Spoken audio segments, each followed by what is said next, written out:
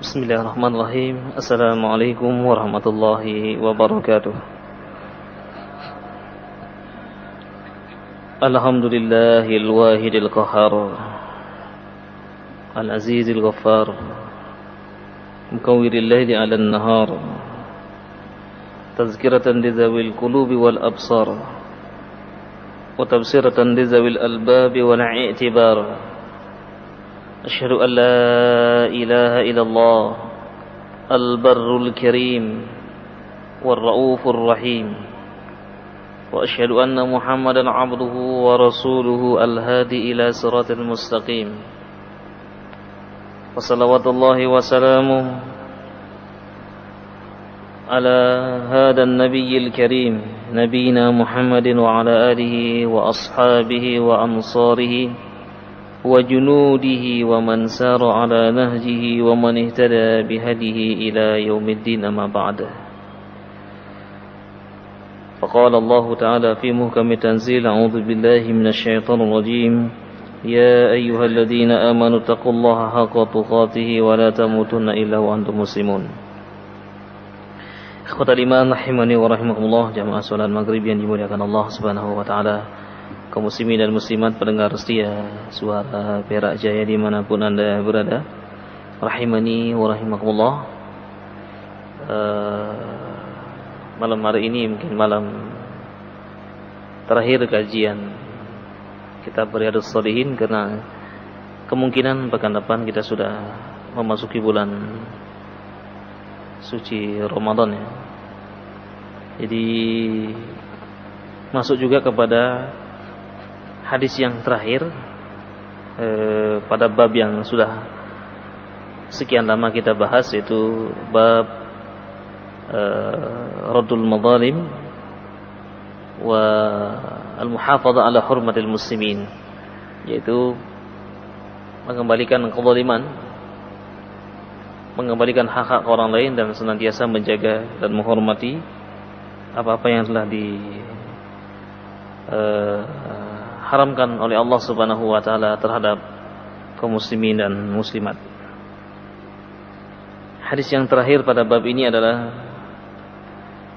hadis yang ke-18. Wa an Abi Umarah Al-Barra ibni Azib radhiyallahu anhuma, dari Abi Umarah Bara bin Azib yang meriwayatkan hadis dari Rasulullah sallallahu alaihi wasallam qaal, amarna Rasulullah sallallahu alaihi wasallam bisab'in. Rasulullah sallallahu alaihi wasallam memerintahkan atau menganjurkan kepada kita ada 7 hal, 7 perkara. Wa nahana an sab'in, dan juga beliau, yaitu Rasulullah sallallahu alaihi wasallam, melarang kita tentang 7 hal, 7 perkara. Apakah yang diperintahkan? Perintah yang 7 dan juga larangan yang 7. Mari kita ikuti hadis ini. Amarna bi'iyadatil marid. Sudah kita bahas ini. Kita diperintahkan untuk senantiasa menengok saudara kita yang sedang sakit. Anjuran dari Rasulullah sallallahu alaihi wasallam. Wattiba'i al-janazah. Yang kedua adalah kita diperintahkan untuk mengantar jenazahnya. Kalau ada saudara-saudara kita yang meninggal dunia, kita dianjurkan untuk mengantar sampai di pemakaman. Wa tashmiyatul atis, diperintahkan kepada kita yang ketiga untuk mendoakan orang yang bersin. Jadi orang yang mengucapkan alhamdulillah kemudian didoakan dengan yarhamukallah. Bagaimana kalau dia nggak bilang alhamdulillah? Ya kita husnuzon aja, mudah-mudahan dia bilang kita nggak dengar ya. Atau kita bilang alhamdulillah dong. Kadang-kadang kan orang lupa ya. Kadang-kadang macam-macam disebut ya. Nama ini, nama itu disebut ya. Bahkan kadang-kadang jadi apa? Jadi banyolan ya. Padahal ketika bersin, masya Allah, betapa kita harus bersyukur kepada Allah Subhanahu Wa Taala karena banyak penyakit-penyakit yang keluar pada saat itu. Ini salah satu bentuk kasih sayang Allah Subhanahu Wa Taala kepada umat ini. Jadi ada bersin. Jadi dengan bersin penyakit-penyakit keluar. Kewajiban kita mengucapkan alhamdulillah. Saudara-saudara kita yang mendengarkan mengucapkan yarhamukallah. Dibalas lagi yahdikumullah wasni balakum. Kalau bersin terus aslahakumullah, semoga kamu ini cepat sembuh lah, barangkali sakit ya. Kan ada juga orang yang seperti itu. Khususnya di musim-musim dingin, kadang-kadang kan banyak yang bersin. Wa ibraril muqsim, diperintahkan kepada kita untuk senantiasa mentaati sumpah. Jadi kita akan bersumpah, maka hendaklah kita mentaati sumpah itu, jangan sampai melanggar sumpah. Lebih baik kita tidak bersumpah. Sebutkan di dalam sebuah hadis, man kana halifan falyahlib billah aw liyasmut. Siapa yang ingin bersumpah maka bersumpahlah dengan nama Allah atau tidak sama sekali. Selama dia tidak selama mampu untuk tidak bersumpah, maka hendaklah dia menjaga. Jangan sampai dengan mudah kita bersumpah. Khawatir nanti ini akan jadi lagwun, akan jadi bumbu penyedap dalam berbicara saja. Tapi perlu dibedakan ketika kita mungkin melaksanakan ibadah haji. Orang Arab biasa menyebut wallahi. Ini maksudnya sungguh dia. Sungguh. Tidak sumpah yang sebagaimana dipahami, yang demi Allah dia. Kemudian kita sering mendengar ya Allah ya Allah ya Allah. Bukan ya Allah ya Allah ya Allah ya Allah. Apa artinya? Cepat. Ya Allah ya Allah ya Allah, bersurah. Cepat. Jadi supaya nanti jangan sangka bahwa ini orang Arab kok main-main dengan kalimat Allah dia. Ya, sedikit banyak mesti kita sebelum berangkat haji mempelajari bahasa-bahasa yang dipergunakan di sana aja. Kemudian wa nasril mazlum. Yang keberapa itu? Yang ke-5 ya. Diperintahkan kepada kita untuk menolong orang yang teraniaya. Hadis yang sudah kita bacakan pada pekan yang lalu, unsur akhaka zaliman au madluman. Tolonglah kalian itu yang terzalimi dan yang berbuat zalim. Para sahabat kan bertanya, "Qalu ya Rasulullah, al-mazlumu na'am." Kalau yang dizalimi kita akan menolong. Fa kaifa bizalim? Bagaimana kita menolong orang yang berbuat zalim? Kemudian Rasulullah mengatakan, "Kuffa an syarrih. Fadzalika nasruk." Ya, cegah kedzalimannya itu. Itulah cara kamu menolongnya. Mencegah perbuatan yang zalim bisa kita lakukan secara infiradi, secara individu, dan bisa juga secara jama'i, kolektif. Karena kejahatan yang dilakukan oleh seseorang itu sekalipun satu orang itu nekat. Jadi biasanya yang mencuri kan satu, yang ngejar pencuri banyak sekali gitu ya. Sampai menurunkan berapa pasukan. Padahal yang dikejar satu orang. Masalahnya kalau pencuri ini sudah nekat, dia akan melukai siapapun, akan membunuh siapapun. Itu sudah menjadi bahasa para pencuri. Demikian juga orang-orang yang berbuat zalim itu kadang-kadang juga hanya satu orang, tapi memiliki keberanian yang luar biasa. Sehingga satu orang harus dihadapi dengan satu kampung. Karena satu orang ini membawa senjata api, ya kan? 10 orang membawa pedang, satu membawa senjata api, tinggal tembak dari jauh aja gitu. Ini kan memerlukan teknik untuk mencegah perbuatan seperti itu. Ini anjuran supaya kita membantu saudara-saudara kita yang terzolimi. Baik terzolimi fisiknya, terzolimi kehormatannya, demikian juga barangkali terzolimi keluarganya dan lain sebagainya. Sehingga Rasulullah SAW berpesan kepada Mu'adz bin Jabal, ittaqi da'watal mazlum, takutlah kamu terhadap doa orang-orang yang teraniaya, orang-orang yang terzalimi. Fa inna laysa bainahu wa bainallahi hijab, karena sesungguhnya doa orang-orang yang terzalimi ini adalah antara dia dengan Allah tidak ada tabir sama sekali, akan dikabulkan oleh Allah Subhanahu wa taala. Ikhwatal iman rahimani wa rahimakumullah, kita lanjutkan wa ijabatid da'i. Yang keenam yaitu memenuhi undangan.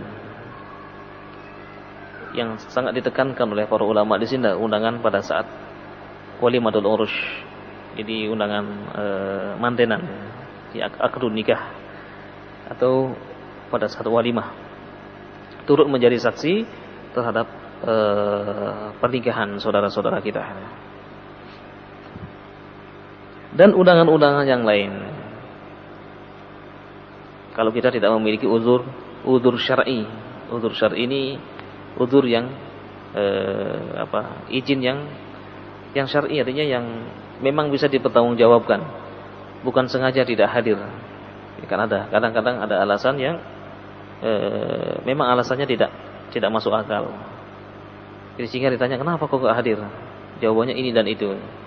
Kecuali memang memiliki uzur syar'i. Baik, yang ketujuh, yang terakhir yang diperintahkan adalah wa ifsya'is salam. Ini kan sudah dibahas juga. Menyebarkan salam. Jadi ucapan salam ini adalah ucapan doa kepada saudara-saudara kita. Karena itu kita mesti mendahului dengan salam. Jadi orang yang mendahului dengan salam itu adalah yang terbaik. Kita ketemu, kita ucapkan assalamualaikum. Yang minimal assalamualaikum kita ucapkan. Ini adalah merupakan doa bagi saudara-saudara kita.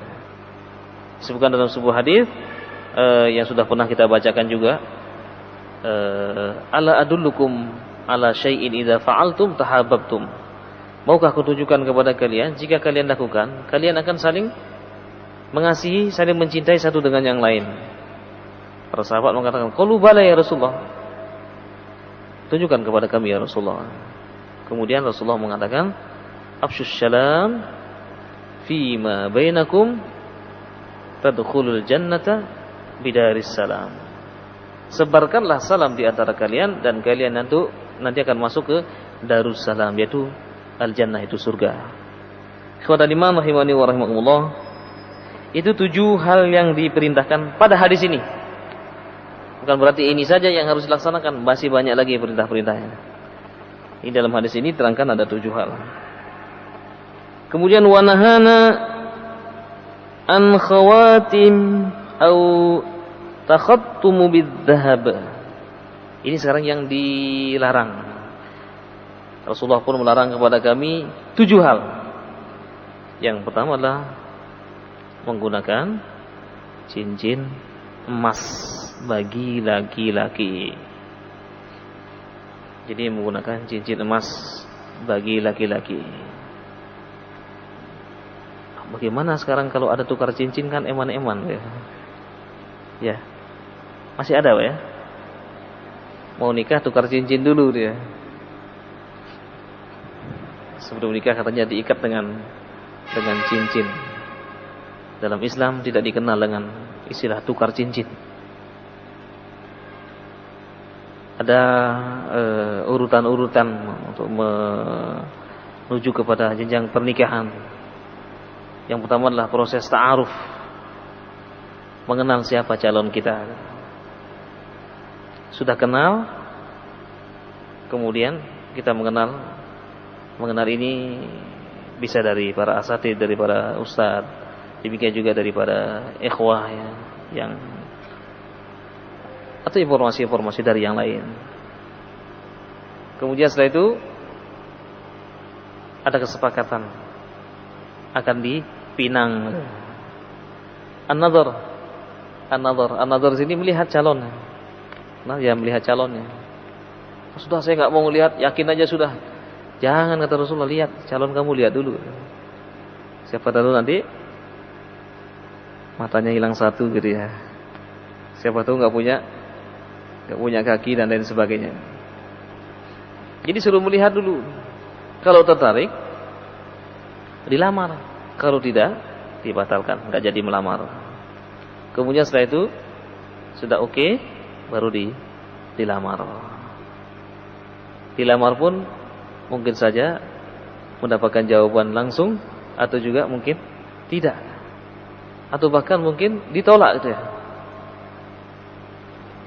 Ya, kalau ditolak jangan marah. Waduh, saya sudah sangat cinta sekali dengan dia. Sayang orang tuanya nggak setuju. Misalnya seperti itu. Halas. Jadi kalau misalnya ditolak ya sudah. Kita harus rela gitu ya. Jangan sampai memaksa. Awas nanti. Tak cariin dukun nanti. Cinta ditolak, dukun bertindak gitu ya. Nah, ini gimana ini? Sudah, biarkan. Mungkin itu belum jodoh kita. Biarkan, itu kan anak orang, bukan milik kita. Kalau oke ya sudah, dilamar oke, dan menentukan kapan menikah. Jadi tentang mahar, kata Rasulullah SAW, khairul mar'ah aisaruhunna mahra. Sebaik-baik wanita adalah yang paling ringan maharnya. Bukan berarti tidak boleh memberikan mahar yang tinggi, tapi jangan terlalu tinggi, kasihan nanti. Kadang-kadang yang menentukan mahar orang tuanya juga ya. Maharnya harus misalnya di desa itu sapi 5 misalnya. Waduh, kebetulan dia nggak punya sapi, ya sudah mundur aja daripada harus beli sapi dulu gitu ya. Banyak yang orang-orang yang terhalang takut nikah karena takut nanti maharnya terlalu tinggi. Jadi kata Rasulullah, yang paling ringan maharnya, yang berharga. Jadi mahar itu yang sesuatu yang berharga. Kata Rasulullah SAW, ya sekalipun hanya khatamun min dhahab, sekalipun hanya sekedar satu cincin gitu ya, sebagai maharnya. Fala ba'sa bihi. Ada sahabat yang ingin menikah nggak punya apa-apa. Yang saya punya cuman sarung sama pakaian ini ya Rasulullah kan. Kalau saya jual sarung saya pakai apa ya Rasulullah? Sudah. Apakah kamu ada hafalan Al-Quran? Ada ya Rasulullah. Taib. Itulah pakai maharnya. Jadi maharnya dengan menghafalkan beberapa surat di dalam Al-Quran Al-Karim. Jadi sekali lagi kami belum menemukan dalil ya, tentang tukar cincin ini ya. Jadi kalau tukar cincin kan yang perempuan biasanya ngasih apa? Emas juga Pak ya? Iya, emas. Hah? Emas juga ya? Harus dipakai Pak? Dulu pengalamannya gimana Pak? Dipakai ya? Kan nggak boleh pakai cincin emas. Ini ada larangan dari Rasulullah SAW. Laki-laki sekali lagi dilarang memakai emas. Emas adalah untuk perempuan. Ada yang mengatakan kan ini kan perhiasan. Ada yang berdalil dari innallaha jamilun yuhibbul jamal. Allah itu indah, suka kepada keindahan. Nah, ini keliru dalam berdalil. Ya bani Adam khudhu zinatakum inda kulli masjidin wa kulu washrabu wa la tusrifu innallaha la yuhibbul musrifin. Wahai manusia, apabila kamu masuk masjid maka gunakanlah perhiasanmu. Nah, ini banyak yang tidak memahami tafsir daripada ayat ini. Zinah di situ adalah perhiasan, maksudnya pakaian, bukan perhiasan emas yang dipergunakan khususnya adalah bagi kaum laki-laki. Karena ada yang ngotot seperti itu. Ini kan hanya sekedar perhiasan saja, tidak memiliki tujuan apapun. Orang dilarang sama Rasulullah sallallahu alaihi wasallam. Ketika kita dilarang, kita mengatakan sami'na wa ata'na. Jadi jangan sampai banyak membantah. Karena sesungguhnya kata Rasulullah sallallahu alaihi wasallam, umat terdahulu binasa karena banyak membantah para nabinya. Baik, kita lanjutkan lagi. Itu yang pertama, dilarang menggunakan cincin emas bagi kaum laki-laki karena dia ada perhiasan wanita. Kalau jual boleh enggak, Pak? Boleh enggak? Punya toko emas ya? Boleh. Jadi kalau menjual enggak apa-apa. Yang enggak bolehlah memakai perhiasan. Kemudian wa an syurbin bil fiddah, dan minum dari bejana atau cangkir yang terbuat dari perak. Ini enggak boleh. Ini kan menunjukkan at-taraf. Taraf di sini adalah mewahnya, menunjukkan tentang kemewahan. Islam itu sesungguhnya menganjurkan supaya sederhana. Jadi dilarang seseorang menggunakan cangkir dari perak, bejana dari perak untuk minum. Ya pergunakanlah ya cangkir-cangkir yang biasa atau gelas yang biasa gitu. Wa anil mayathiril humri, dan ada larangan duduk di atas sutra harir, itu enggak boleh ya. Kalau sarung tenun sutra 100% asli, benar enggak itu, Pak? Hah? Itu benar enggak? Apakah hanya sekedar sekedar merek-merek saja? Itulah Indonesia itu mungkin dulu orangnya banyak jujur-jujur. Kemudian lama-kelamaan enggak jujur, akhirnya orang enggak percaya gitu. Orang jadi enggak percaya. Minta sumbangan untuk masjid, awal-awalnya ya dikasih. Tapi lama-kelamaan kok datang lagi ternyata masjidnya enggak jadi-jadi. Sumbangannya, semennya semuanya dimakan ya. Akhirnya orang enggak percaya lagi. Asalnya adalah jujur. Kan ada sebuah kisah yang pernah kita sampaikan juga. Ada seorang menggembala kambing. Dia mengatakan, tolong, saya dimakan serigala. Begitu datang masyarakat, ternyata dia tertawa dengan terbahak-bahak. Akhirnya berbohong kan? Kemudian suatu hari dia minta tolong juga, tolong. Masyarakat enggak menghiraukan. Paling bohong lagi anak itu kan. Ternyata ketika dilihat tinggal bajunya saja, sudah dimakan serigala. Nah, itulah akibat berbohong. Man yakdzib marrah sayakdzibu marrat. Siapa yang berbohong sekali, dia akan berbohong terus. Man yakhun marratan fayakhunu marrat. Siapa yang berkhianat sekali, dia akan berkhianat terus. Hati-hati orang yang pernah mengkhianati kita. Mungkin kita punya perusahaan, punya ini, dia pernah mengkhianati. Ini perlu harus hati-hati dia. Karena boleh jadi ya dia akan mengkhianati kita. Jangankan orang jauh, orang dekat saja. Kata Allah Subhanahu wa taala dalam surah At-Taghabun, ya ayyuhalladzina amanu inna min azwajikum wa auladikum aduwwan lakum fahdharuhum wa in ta'fu wa tasfahu wa taghfiru fa innallaha ghafurur rahim. Wahai orang-orang beriman, hati-hati. Sesungguhnya boleh jadi istri-istrimu akan menjadi musuh bagimu. Anak-anakmu akan menjadi musuh bagi kamu. Ini perlu diperhatikan.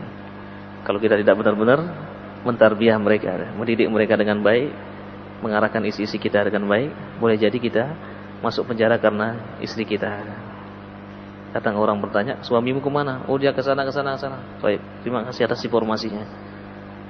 Memangnya kenapa, Pak? Enggak apa-apa. Tiba-tiba suaminya enggak pulang-pulang, dia sudah di penjara. Ada orang datang, orang tuamu kemana? Oh, dia pergi ke sana. Jam berapa pulang? Jam sekian. Baik, makasih. Tiba-tiba orang tuanya nggak pulang-pulang. Dia nggak sadar kalau anaknya ini sedang diinterogasi sama petugas keamanan. Jasus. Apa jasus itu? Apa jasus itu? Ya ayyuhalladzina amanu izdadibu katsiran minadh-dhanni inna ba'dadh-dhanni ism wa la tajassasu. Jangan saling memata-matai. Jasus itu mata-mata. Orang suka mata-matai itu kan dimata-matai sama Allah Subhanahu wa taala. Nah, sekali lagi, kalau kita tidak pandai-pandai mendidik keluarga kita, anak kita, istri kita, boleh jadi dia akan menjadi musuh. Apalagi orang yang tidak kita kenal. Baru kenal kemudian menceritakan semua tentang kepribadiannya. Hati-hati sekali lagi. Jadi karena itu Al-Quran menyebutkan, ya ayyuhan nas inna khalaqnakum min dzakarin wa untha wa ja'alnakum syu'uban wa qabaila lita'arafu. Bukan lita'arif, lita'arafu. Ta'arafu ini saling mengenal kepribadiannya, mengenal keluarganya. Itu lita'arafu, bukan lita'arif. Bukan untuk mengetahui, tapi saling mengenal satu dengan yang lain. Sehingga Rasulullah sallallahu alaihi wasallam berani membawa pasukan ke medan jihad karena Rasulullah sudah mengetahui kepribadian para sahabat-sahabat semua. Kesetiaannya sudah diuji oleh Rasulullah sallallahu alaihi wasallam. Pada saat sebelum peperangan, Rasulullah menguji mereka dengan baiat. Mereka membaiat semua. Tetapi pada saat sebentar lagi akan berhadapan dengan musuh, Rasulullah ingin memastikan lagi, benar enggak mereka ini setia dengan saya? Sehingga nanti kalau saya berperang, mereka ini nanti akan ikut berperang juga. Jangan-jangan mereka lari nanti. Rasulullah SAW berpidato pada saat perang Badar. Man yusaiduni in laqitu aduwallah. Siapa yang akan menolong aku atau berperang bersamaku kalau aku bertemu dengan musuh-musuh Allah? Kaum Muhajirin mengatakan, nahnu ya Rasulullah, kami ya Rasulullah katanya. 3 kali kaum Muhajirin saja yang menjawab. Karena kaum Muhajirin ini menemani Rasulullah dalam keadaan senang maupun dalam keadaan sengsara. Mereka tahu, dan mereka kebanyakan tidak punya rumah dia. Kaum Ansor diam pada saat itu. Kemudian kaum Ansor mengatakan, karena Rasulullah mengulang-ulangi terus, siapa yang akan menolong aku, membantuku nanti pada saat aku berperang? Kemudian kaum Ansor mengatakan, faka'annaka tushiru ilaina ya Rasulullah. Sepertinya engkau juga meminta kami untuk berbicara ya Rasulullah. Naam, kum takalam. Kemudian dari kaum Ansor ini, kaum Ansor adalah penduduk Madinah, mengatakan, la naqulu kama yaqulu Banu Israil li Musa. Kami tidak akan pernah mengatakan sebagaimana yang dikatakan oleh Bani Israel kepada Musa. Bani Israel kan mengatakan, izhab anta wa rabbuka faqatila wa hahuna qaidun, di dalam surah Al-Maidah. Wahai Musa, engkau kan seorang nabi, perang saja sendiri ke sana. Biar kami di sini nunggu. Kalau kamu memang betul-betul nabi, kamu akan ditolong oleh Tuhanmu. Biar kami di sini nunggu. Enggak perlu capek-capek. Kemudian Nabi Musa berdoa. Apa doanya Nabi Musa? Rabbi la amliku illa nafsi wa akhi, ya Allah. Sungguh saya ini telah berjalan dengan mereka dari Mesir, membebaskan mereka. Engkau bebaskan mereka dari kepungan Fir'aun. Engkau lewatkan mereka di Laut Merah dengan selamat. Tetapi ya Allah, ternyata mereka ini para pengkhianat semua. Saya tidak memiliki siapapun kecuali diri saya dan saudara saya Harun. Ya Allah, pisahkanlah antara kami dengan mereka itu. Fafruq bainana wa bainal qaumil fasikin. Ini doanya Nabi Musa yang terakhir. Karena ternyata orang yang diajak itu enggak setia gitu. Ini yang sudah diselamatkan. Ini Nabi Muhammad SAW ingin menguji kesetiaan. Karena itu Kaum Ansor ini mengatakan, ya Rasulullah, akul, inilah pernyataan kami. Nakul, idhab anta wa rabbuka faqatila wa nahnu muqatilun. Pergilah anda berperang dengan Tuhan anda, kami akan senantiasa mengiring. Kami akan berdiri di depanmu, di samping kanan, samping kiri dan di belakangmu, sehingga kami juga bertemu dengan Allah Subhanahu wa taala, sampai ruh-ruh kami berpisah dengan jasad kami. Nah, ini baiatnya Rasulullah sallallahu alaihi wasallam. Kita kan sering, ayo kita perang. Siapa pengikut kita gitu. Ayo kita gini, siapa pengikut kita? Kalau kita tidak memiliki pengikut, jangan sampai kita hanya berkuar-kuar seperti itu. Pastikan bahwa saya punya anak buah sekian. Benar-benar anak buahnya setia atau tidak? Kalau tidak, jangan sampai jadi berani berkuar-kuar sendiri tapi tidak memiliki pengikut. Ikhwatal iman rahimani wa rahimakumullah. Terlalu jauh pembahasan kita ya. Jadi ini untuk menegaskan kembali bahwa sesungguhnya umat Nabi Muhammad sallallahu alaihi wasallam satu dengan yang lain adalah bersaudara ya. Baik, kita kembali kepada permasalahan wa anil mayathiril humri. Jadi ada larangan duduk di atas sutra. Jadi menggunakan kain sutra. Nah, tadi kan kita menjelaskan tentang kejujuran. Mungkin dulu awalnya orang-orang Indonesia itu banyak yang jujur. Tapi lama-kelamaan orang enggak percaya. Ya, banyak juga sekarang orang yang jujur. Itu sarung-sarung itu benar, Pak ya? Benar enggak? Sutra 100%. Benar, Pak? Yang biasanya kan sutra apa? Sulawesi ya. Sarung tenun Sulawesi ya. Sutra asli. Benar itu. Kalau itu memang benar, maka kita dilarang untuk memakai.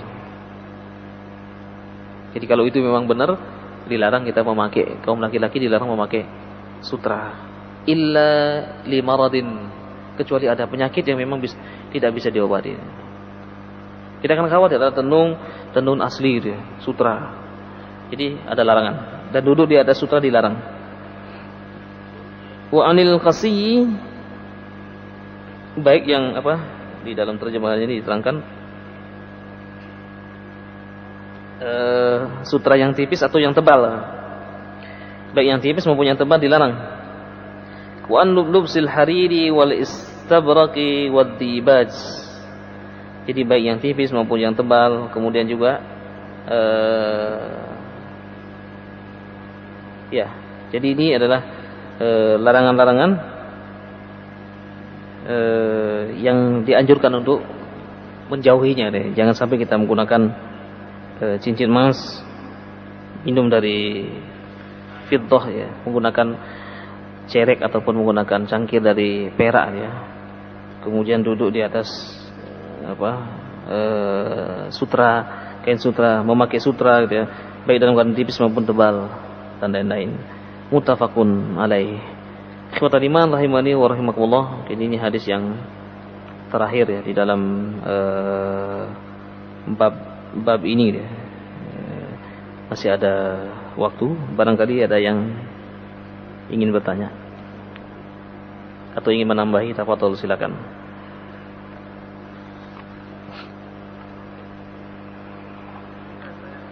Silakan.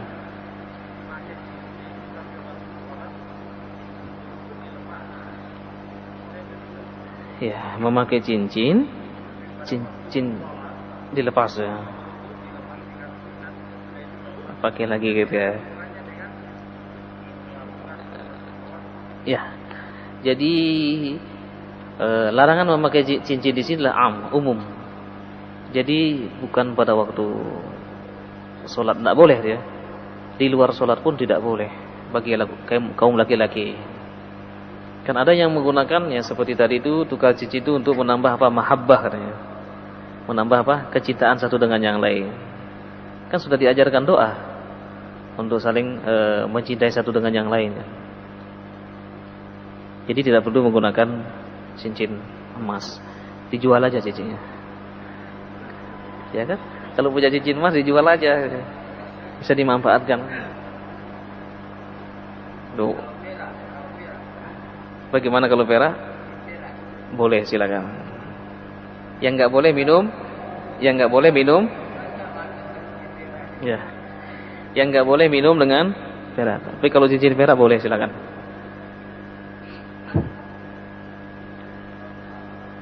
Yang lain? Ada pertanyaan?